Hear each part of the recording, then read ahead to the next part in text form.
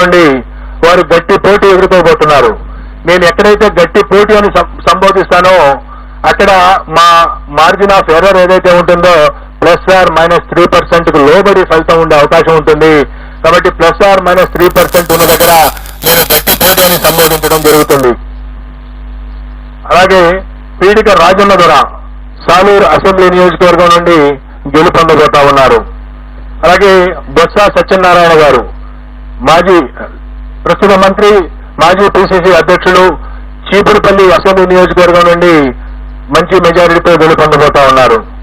అలాగే గుడివాడ అమర్నాథ్ గారు రాష్ట్ర ఐటీ శాఖ మంత్రులు గుడివాడ అమర్నాథ్ గారు గతంలో అనకాపల్లి నుండి ప్రాతినిధ్యం వహించారు.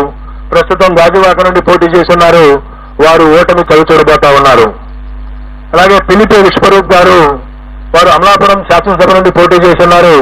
వారు గెలవబోతా ఉన్నారు. అలాగే కారుమూరి నాగేశ్వరరావు గారు వారు తణుకు నుండి ప్రాతినిధ్యం వహిస్తా ఉన్నారు. వారు రాష్ట్ర మంత్రి. వారు ఓటమి చవిచూడబోతా ఉన్నారు. అలాగే చెల్లిపోయిన వేణుగోపాల్ గారు రాజమండ్రి రూరల్ నుండి ప్రాతినిధ్యం వహిస్తా ఉన్నారు.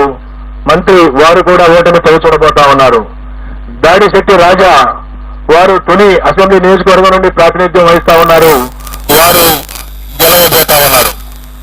అలాగే కొట్టు సత్యనారాయణ రాష్ట్ర దేవాదాయ ధర్మాదాయ శాఖ మంత్రులు వారు తాడేపల్లిగూడెం నుండి వారు పోటీ చేసి ఉన్నారు. వారు ఓటమి చవిచూడబోతా ఉన్నారు. అలాగే శ్రీమతి తానేటి వనిత ప్రస్తుత ఆంధ్రప్రదేశ్ యొక్క హోంశాఖ మంత్రులు వారు గోపాలపురం నుండి గెలవబోతా ఉన్నారు స్వల్ప ఆధిక్యతతో. అలాగే జోగి రమేష్ గారు ప్రస్తుత రాష్ట్ర మంత్రి. వారు పెనమలూరు నియోజకవర్గం నుండి గతంలో పెడన నియోజకవర్గం నుండి శాసనసభ్యులుగా ఉన్నారు. ఈ ఎన్నికల కోసం పెనమలూరు నుండి పోటీ చేశారు. వారు గట్టి పోటీ ఎదుర్కొనబోతా ఉన్నారు. అలాగే అంబటి రాంబాబు గారు గుంటూరు జిల్లా ఇప్పటి పల్నాడు జిల్లా సత్తెనపల్లి నియోజకవర్గం నుండి ప్రాతినిధ్యం వహిస్తున్నారు. రాష్ట్ర జలవనరుల శాఖ మంత్రులు. వారు గట్టి పోటీ ఎదుర్కొనబోతా ఉన్నారు. అలాగే శ్రీమతి విడుదల రజని గతంలో చిలకలూరుపేట నియోజకవర్గం నుండి ప్రాతినిధ్యం వహించారు.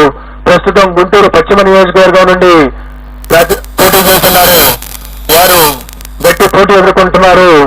స్వల్ప తేడాతో ఓటమి చవిచూసే అవకాశం ఉంది. శ్రీ మేరుగ నాగార్జున గారు గతంలో గుంటూరు జిల్లా వేమూరు నియోజకవర్గం నుండి ప్రాతినిధ్యం వహించారు. ప్రస్తుతం ప్రకాశం జిల్లా సంతనూతలపాడు నుండి పోటీ చేస్తున్నారు. వారు గట్టి పోటీ ఎదుర్కొంటున్నారు. వారు స్వల్ప ఆధిక్యతతో గెలిచేటువంటి అవకాశం ఉంది. అలాగే ఆదిమూలపు సురేష్ గారు గతంలో విద్యాశాఖ మంత్రిగా, పట్టణాభివృద్ధి శాఖ మంత్రిగా పనిచేస్తున్నారు. వారు ప్రస్తుతం కొండేపి అనేటువంటి నియోజకవర్గం నుండి పోటీ చేస్తున్నారు. వారు స్వల్ప ఓట్ల తేడాతో ఓటమి చవిచూసే అవకాశం ఉంది.